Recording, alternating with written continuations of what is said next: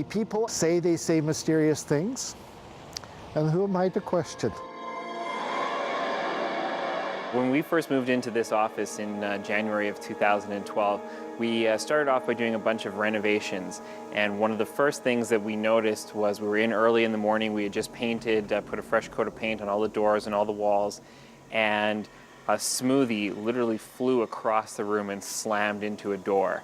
And it was not like it slid off the table or anything like that. It was definitely thrown against the door. And when we went to inspect it, there was pencil marks all over this freshly painted door. So that was our first clue that something weird was going on here.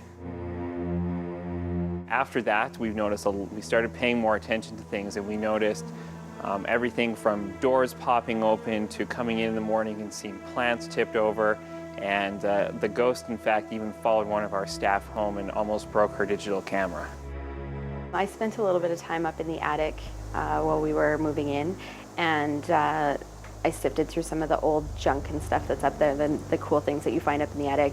And I think Lenny actually followed me home from there. When I got home, I had a lot of trouble running some of my electronic devices at home, my camera specifically. It's a new SLR, it should be fine. The batteries weren't working, so I went to a store to get new batteries, and at the store, oddly enough, her till was no longer working at the store while I was there. Before it was this building, it was actually a livery, which is essentially the horse version of budget rent-a-car.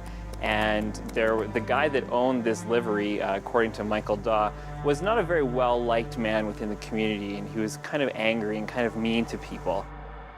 People knew that he had been fighting with his son a lot, and then his son vanished. And people said, well, where is he? And the only thing Sage would say was, well, we had a fight and he took off and I could care less. But there were a number of people that suspected that what actually had happened was that Sage got in a great argument with his son, that in the argument it got violent, and that he killed his son and that he buried him, because nobody ever heard anything from this guy again.